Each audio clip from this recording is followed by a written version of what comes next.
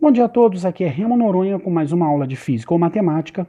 Hoje a gente quer expandir os nossos conceitos de noções de cálculo e vamos ter uma visão inicial, bem começandinho, do que vem a ser derivada.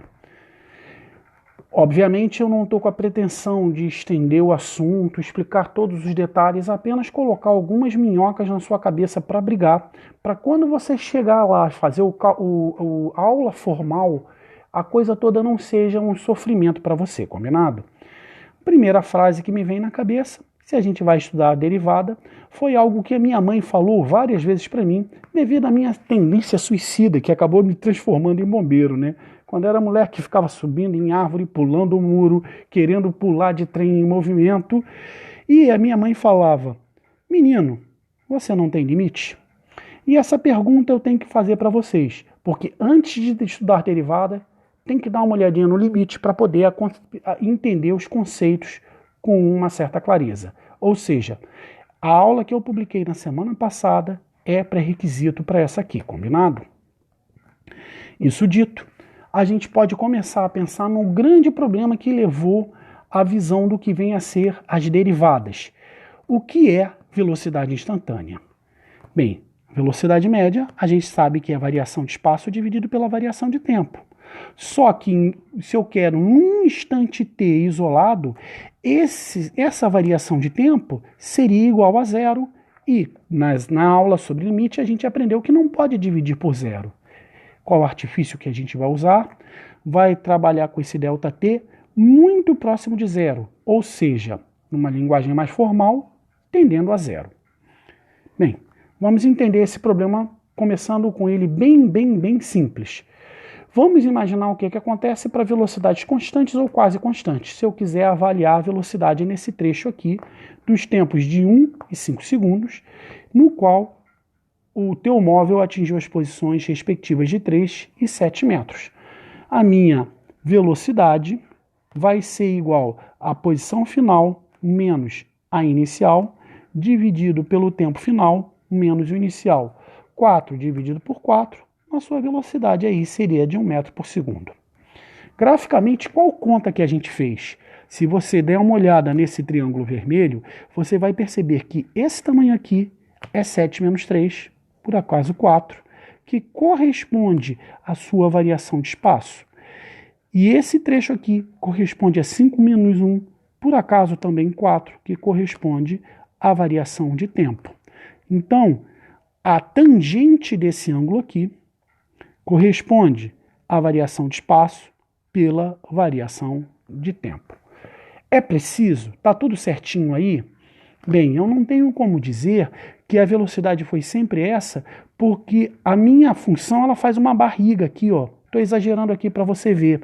Então, não bate direitinho, mas daria para você ter uma noção de como a coisa acontece. Mas se eu quisesse um pouco mais de precisão, eu teria que ter um cuidado maior com essa função aqui. E aí, me perdoem, eu vou chegar a uma ideia um pouquinho mais formal.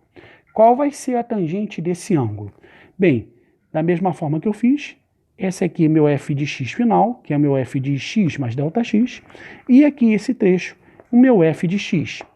E no eixo horizontal eu vou ter x mais ΔX e x, sendo que a diferença entre eles, se eu subtrair esse desse, eu tenho justamente ΔX. Então, quanto é que vai ser a tangente desse ângulo? A tangente desse ângulo aí vai ser igual a esse pedaço, que é f de x mais ΔX, menos f de x, dividido por esse trecho aqui, que nada mais é do que ΔX. Tranquilaço? Formal, mas se você olhar, é a mesma coisa que eu fiz aqui. Só que aqui eu fiz com números.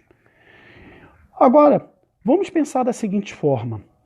Se eu for juntando esses dois pontos aqui, x e ΔX, para x e x mais ΔX, de forma que meu ΔX fosse ficando bem pequenininho, bem próximo de zero, a reta que é secante a essa função aqui, ela vai passar a ser tangente.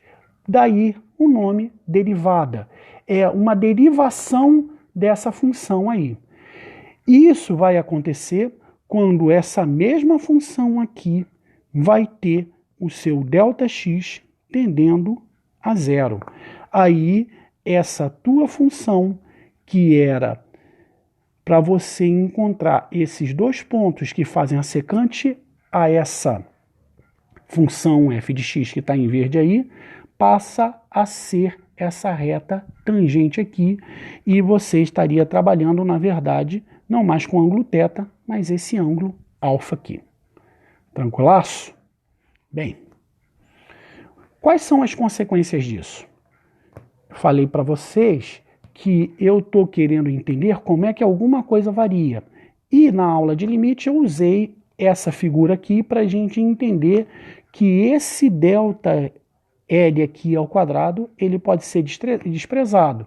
Então, quanto é que vai ser a sua variação diária? A sua variação diária vai ser 2L ΔL. Por quê? Porque se eu desenvolver essa criança aqui de cima, eu vou ter quadrado primeiro, mais 2 vezes L vezes ΔL. Eu troquei a ordem aqui, vamos corrigir. Vou pegar a canetinha aqui. Agora sim. Mais ΔL ao quadrado. Mas se eu quero a variação, eu tenho que tirar o que eu tinha inicialmente.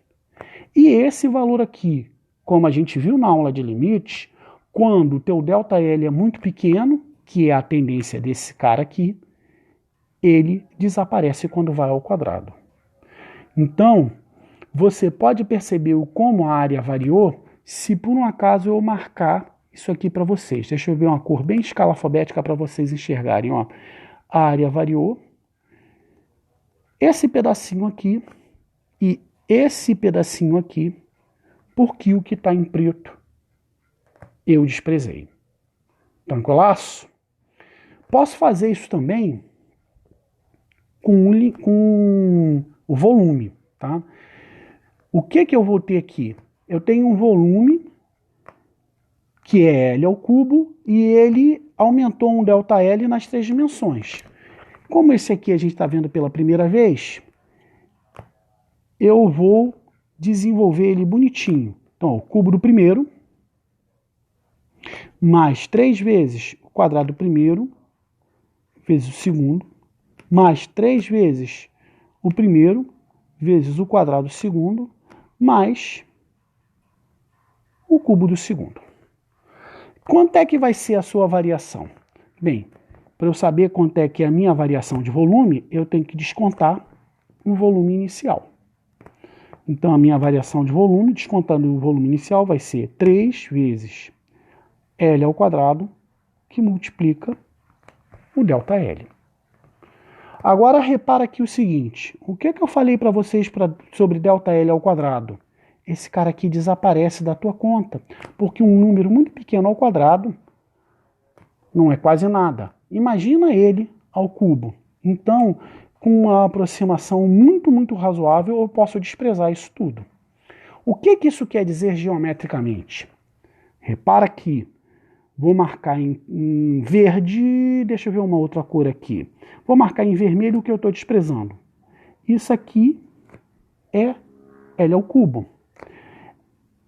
Esses 3 filetes aqui nada mais são do que esse pedaço aqui. Então, o que sobrou? Vou marcar com outra cor para vocês enxergarem. 1, 2, 3 placas.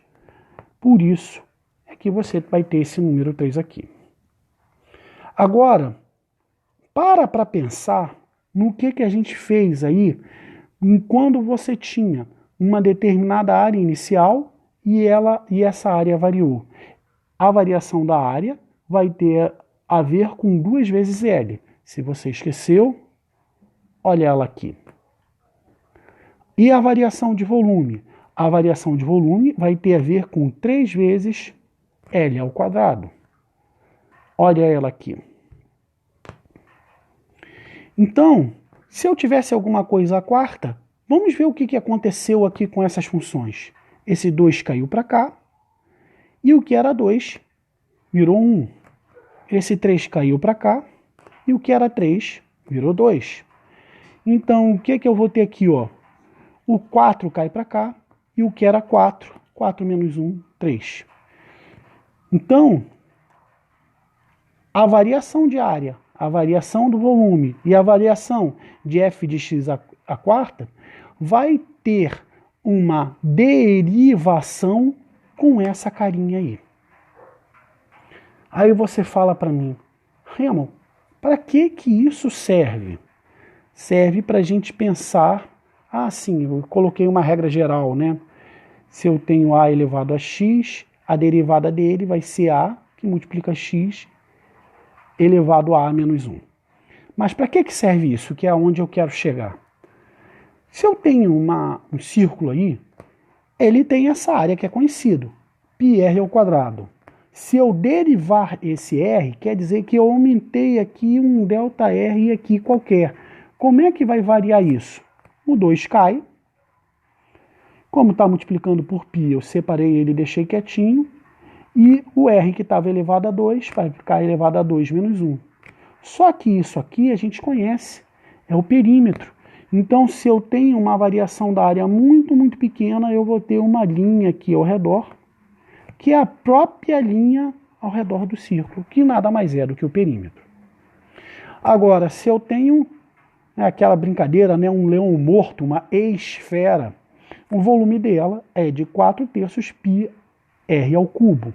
Se eu pensar em termos da variação de volume, o que vai acontecer em relação ao raio?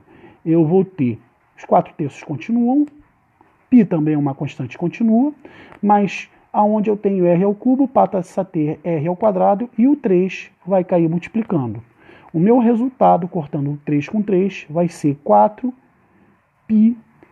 ao quadrado. Se você conhece essa fórmula, já tem o desconfiômetro de que a gente está falando nada mais, nada menos do que toda a superfície esférica, que quer dizer que quando você deriva o volume, você passa a ter como se fosse o próprio couro da bola de futebol aí ao redor dela toda. Então é para isso, por exemplo, que serve você saber o que é derivada. Bem, pessoal, deixei um resumão aqui para a gente pensar um pouco sobre o que é derivada. Derivada tem a ver com a taxa de variação. Como é que uma função vai modificar quando ela varia. Tem a ver com uma grandeza dividido pela outra. Por exemplo, velocidade, espaço dividido pelo tempo. E, graficamente, tem a ver com a tangente, da reta tangente a uma função.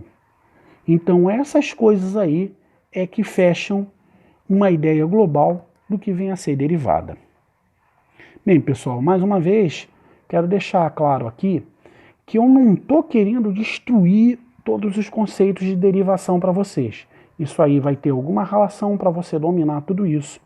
É apenas um primeiro contato e algumas minhocas que eu quero deixar brigando nas suas cabeças aí, para que quando vocês chegarem ao curso superior, nada disso seja tão sofrido. Então deixa aquele like, compartilha com os amigos se gosta do trabalho, com os inimigos se não gosta tanto assim. E para todos, como sempre, aquele abraço.